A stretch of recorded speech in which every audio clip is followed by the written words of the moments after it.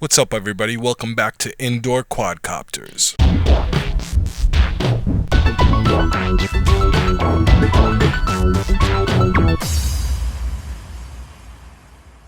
What's up, YouTube? Welcome back to IQ. Today we're going to be taking a look at the Floureon H101. Alright, so we're going to go over a couple things. We're going to open that up so we can see what comes in the box, how it comes in the box. We're also going to talk about the transmitter and the situations I had with them.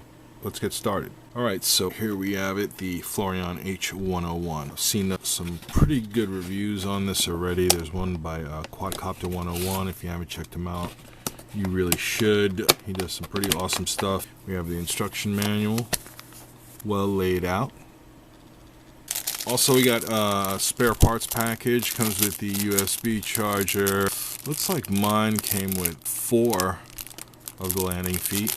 You could see 4 in there. I know some early versions only came with 2, but I guess they decided to spring for the other 2 after the reviewers kind of gave them a hard time about it, as well as they should.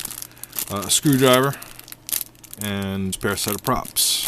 Alright, let's get into the quad itself first. First of all, this thing is so light. I have quite a few of these micro, nano. This is really a micro. I would consider this a micro quad. This is by far the lightest one I have. Nice and flexible. It's gonna definitely take the abuse indoors. Sometimes you run into stuff, and because of the way it's designed, it's so light that even if you're moving pretty quick, you're not going to cause too much damage to anything. I really like the way it's designed. It comes with 30C 150 mAh battery. I mean, depending on how aggressive you fly, if you are going to spend a lot of time inverted, you're going to be doing a lot of flips, you're going to get probably about 4.5 to 5 minutes with the stock 150 mAh battery. But if you upgrade to the Floureon 30C 260 mAh battery, you'll increase that by quite a bit. About another 1.5 minutes of flight time, which is pretty noticeable. I'll put a link down for this set too. Got this stuff from Gearbest, and the reason why I have a couple of them is because the Gearbest order took a really long time because it came from China. Quite a bit of time before I got everything.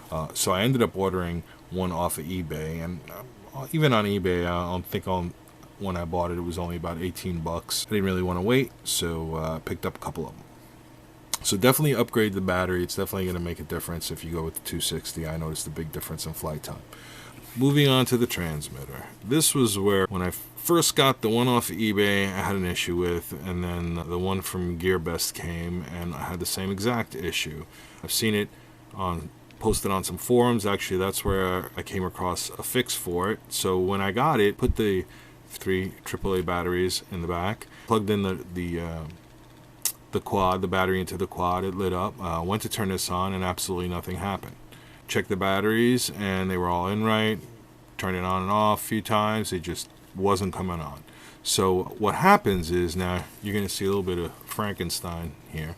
What happens is they should fire QC09 because not doing their job.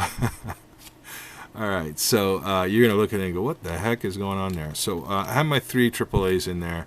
Now what I had to do is, in these areas here, the sides without the spring, so the positive sides, I had to actually bend in the tab, the metal tab. I had to bend it in, and even that, some of them were really bent in pretty far, and it still would make constant contact. So I threw just some plain old cardstock behind each one, and then it finally made connection, and it bound, and we were off to the races. So that was an issue I had, and I've had them with both units that I got from 2 different places. So this is definitely a Floureon quality control issue that, they may have worked this out already, because I know it's been in some of the forums. That's where I got the fix from. So besides that, really, I didn't mind it. I know a lot of people are like, oh, it's so small. It doesn't feel like, traditional radio control. The fact that it's small doesn't really bother me, but it is pretty small. The buttons are a little bit close together, but pretty easy to to control. You have your throttle, you're gonna have your yaw, you're gonna have your pitch and your banking, elevator and aileron, I believe. You're gonna have your trims here for your elevator, aileron trims right here. So these buttons, basically these two buttons right here are gonna be your rates, and up here you have headless mode, which constantly beeps when it's on. I don't use headless mode, so I really didn't care, but for somebody that does, I think that would be rather annoying. So maybe in future versions they could just maybe make the light flash or something, because that's really just annoying, especially when you're flying indoors. One button return, haven't tried it, don't need it, because I fly indoors, it's not a big space. Buttons up top, you have your inverted button and your flip button. Pretty easy to use. You press the inverted button, it beeps kind of like it does in headless mode. You pick a way to invert, it inverts that way, it stays inverted till you do it again. Same thing here, hit that button, you're in flip mode, and then you can just pick a direction you want to flip it in, and she will flip in that direction. Let's go over calibration real quick.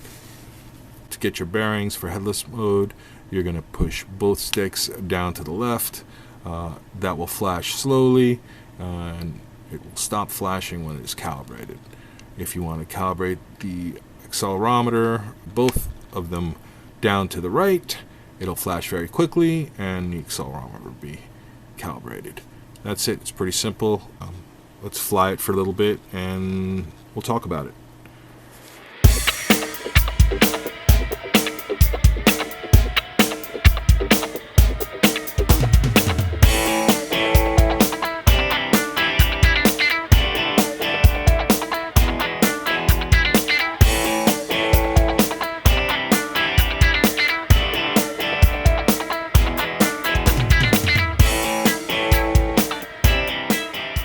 Okay, so welcome to my office, studio, and now / flight room. This is where I'll be recording all my flight vids. There's plenty of space in here and quite a few obstacles to run into, so we should be able to really check out the characteristics and how well it holds up. Since I am just starting to learn how to fly, I'll be crashing into quite a bit of stuff, so it should be a good time. So the Floureon H101, this thing kicks butt for indoor flights. Because it's super light, it's not going to get you into a lot of trouble if you run into something. And it just takes beating after beating and comes back and still flies great. It's super forgiving.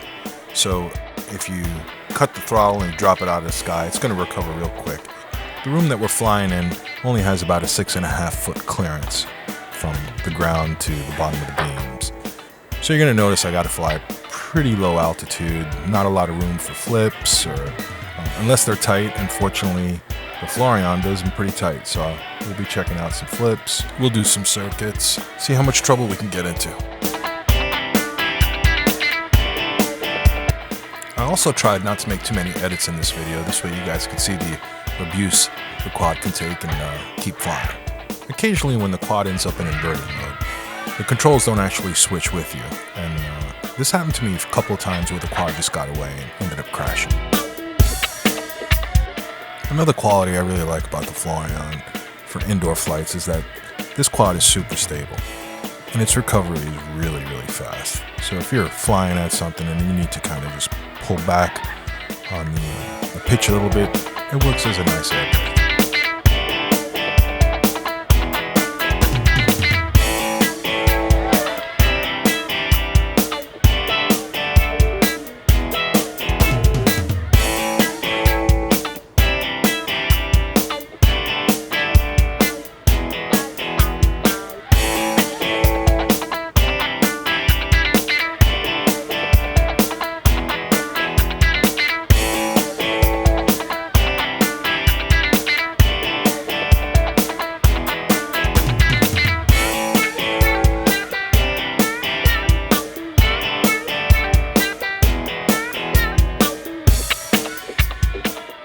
A lot of times you'll hear viewers talking about the yaw rate. To put it simply, the yaw rate is how fast the quad can spin from left to right or right to left in place. From a beginner's standpoint, the Floureon has some pretty impressive yaw rates. In rate 1, it's totally flyable. In rate 2, makes for some sick funnels.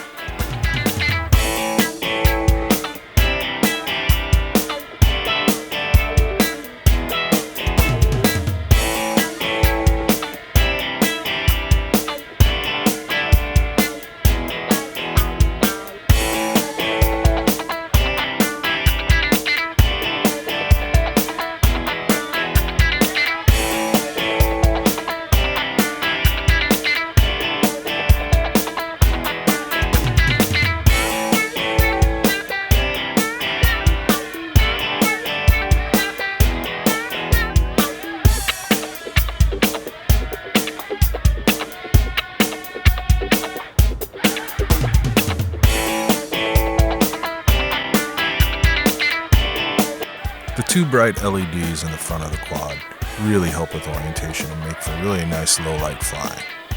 The two small LEDs on the back of the quad are pretty useless, as you can barely see them. As you can see, the Floureon makes some pretty tight flips. This makes for even more fun when you're flying indoors.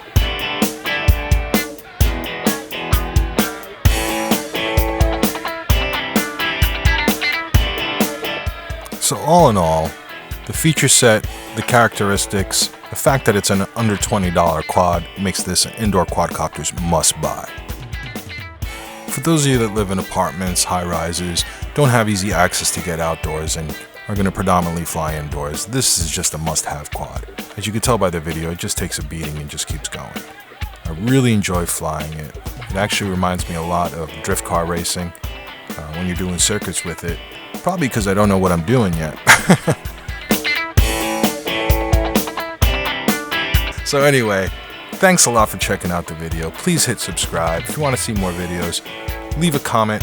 Let me know what you'd like to see me review. If I can get my hands on one, I will definitely try to do a review for you. I'm LM. This is IQ, Indoor Quadcopters. Thanks so much. We'll see you soon. Peace.